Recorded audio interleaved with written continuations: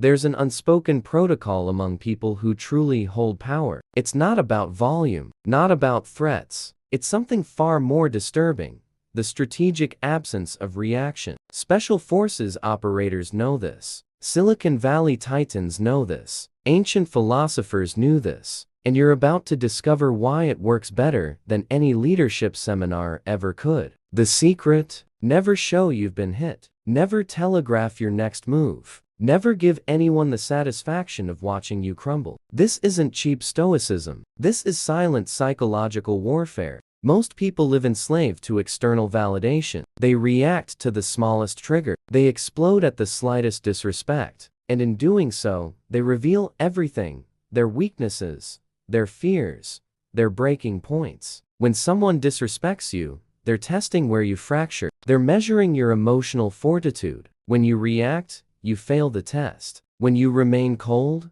calculated, unmoved, you become an unknown variable. And unknown variables are dangerous. Unknown variables generate fear. Fear generates respect. Strategic silence is the most underestimated weapon in the power arsenal. While common people seek approval, those who understand the game seek narrative control. And control never comes from those who talk too much. In practice, this means when someone provokes you, you don't ignore them out of weakness. You choose not to waste energy. You analyze coldly: does this person deserve my attention? Does this situation merit my reaction? Or am I being manipulated into losing composure? ANSYS Rule 3 would say something like, never be the most emotional person in the room, because uncontrolled emotion is predictability, and predictability is vulnerability. Great strategists know whoever reacts first loses first. So you observe, you register, you wait for the right moment. And when you act with surgical precision. No anger, no wounded ego, just calculated consequence. Never outshine the master, but also never show your true cards. Here, the application is dual.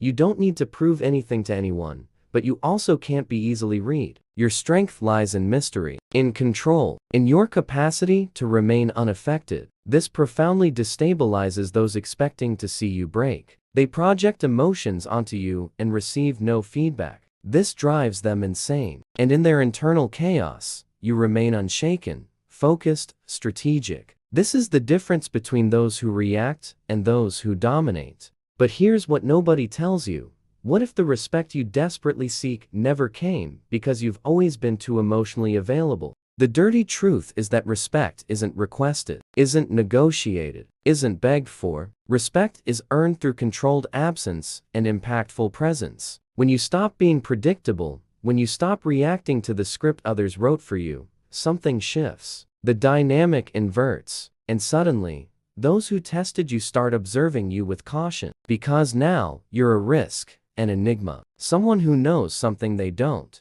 How high performers use emotional detachment to eliminate threats. If you think Navy SEALs survive impossible situations by being emotional, you're living in a Hollywood fantasy. There's a technique used in hostage negotiations, boardroom power plays, and international diplomacy that's rarely discussed: strategic emotional freezing. It's not rudeness. It's not visible arrogance. It's something far more sophisticated. It's the act of completely removing the expected emotional reaction, creating a psychological vacuum where others lose themselves. Ancient warriors called this the empty mind. Modern psychologists call it radical acceptance. I call it making others feel they don't matter enough to deserve your agitation. Think about it.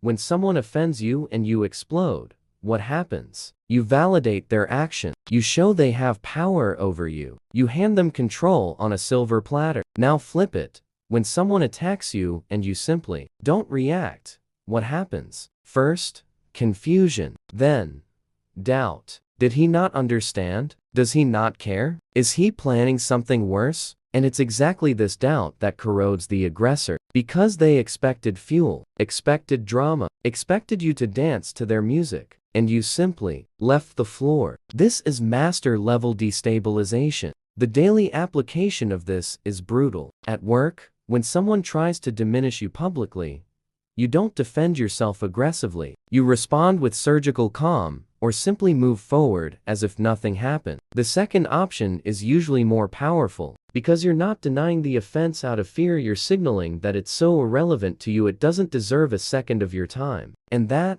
my friend, is humiliating for whoever tried to hit you. In relationships, when someone uses emotional manipulation, you don't fall into the trap of infinite explanation. You recognize the game, and silently, you make decisions. No drama, no exposure, just action. Always make others come to you. Use bait if necessary. Here's the secret: when you don't react, you force the other to escalate. They need to try harder, need to expose themselves more, and in the process, they reveal their true intentions, their insecurities, their limits. You become the master of the game without ever raising your voice. This is what Sun Tzu would call winning without fighting, and believe me, this is the most complete victory that exists, because the other loses alone, against their own projections and frustrations. But let me ask you something. What if the biggest mistake you ever made was believing that defending your ego was defending your honor? The truth is, wounded ego screams. True honor observes, calculates, and acts only when worthwhile. When you understand this, you never waste energy on cheap provocations again. If you get this, type silence, like, subscribe, because the next level goes even deeper.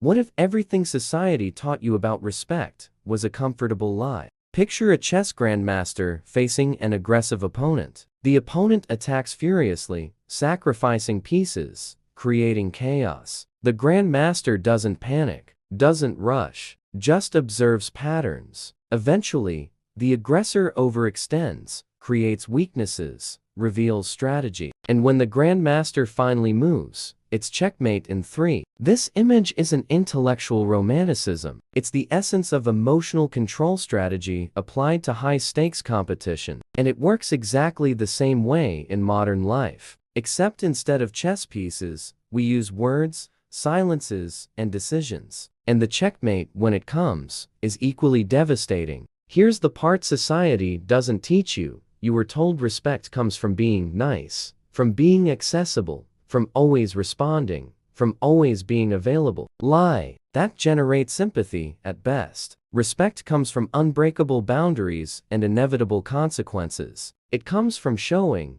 through actions not words, that there's a price for disrespecting you. And that price isn't desperate emotional collection. It's strategic distance. It's access removal. It's the brutal awareness that you're simply no longer on the same frequency as that person. And this, contrary to appearance, isn't coldness, it's high-level self-preservation. In practice, this transforms everything. When someone realizes losing you is a real consequence, behavior changes. Not from superficial fear, but from genuine value recognition. And value is never communicated through pleas or emotional explosions. Value is demonstrated through conscious and irrevocable choices. You don't threaten to leave. You simply leave. You don't warn you'll ignore. You ignore. You don't say respect me or lose access. You remove access and move forward. This is the language of power. And power, unlike brute force, doesn't need to announce itself.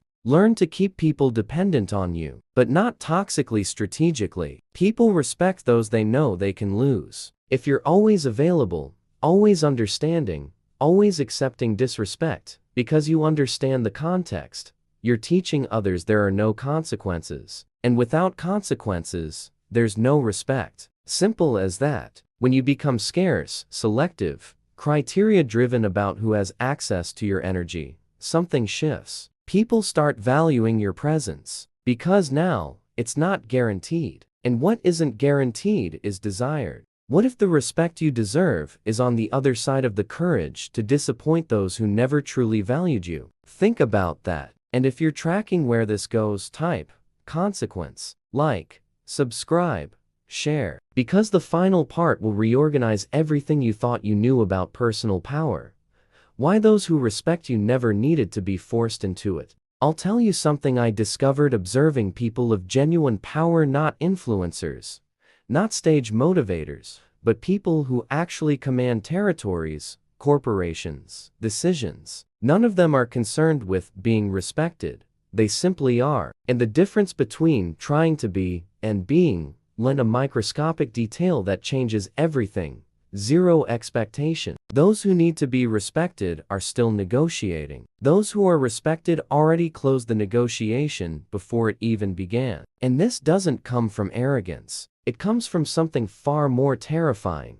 Absolute clarity about one's own value and real willingness to walk away without looking back. Here's what nobody tells you. The cold strategy that forces anyone to respect you isn't a technique. It's an identity shift. You stop being someone who reacts to the environment and become someone who creates the environment. Stop being someone who adapts to people's level and become someone who selects what level you'll operate on. And when you operate at this level, something inevitable happens. Those who can't keep up automatically drift away or adjust. And both scenarios are victory for you, because you're no longer wasting time with those who don't speak the language you speak. The final application of this is simple, but requires courage. You must be willing to walk alone, to not be understood, to be seen as cold, distant, difficult, because as long as you're concerned with the opinion of those not operating at your level, you'll remain trapped. Real freedom,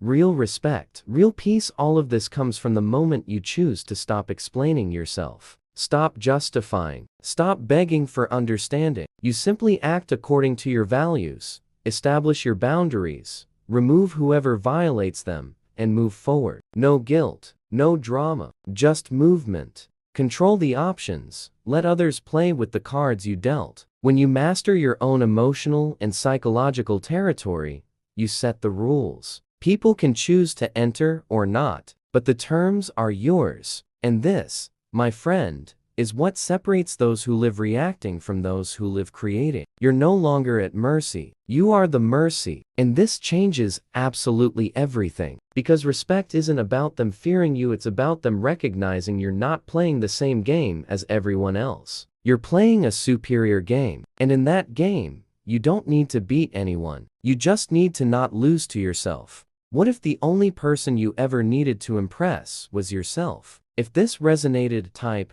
sovereign, like, subscribe, share this video with someone who needs to understand this, and stay tuned, because what comes after this is where real transformation happens.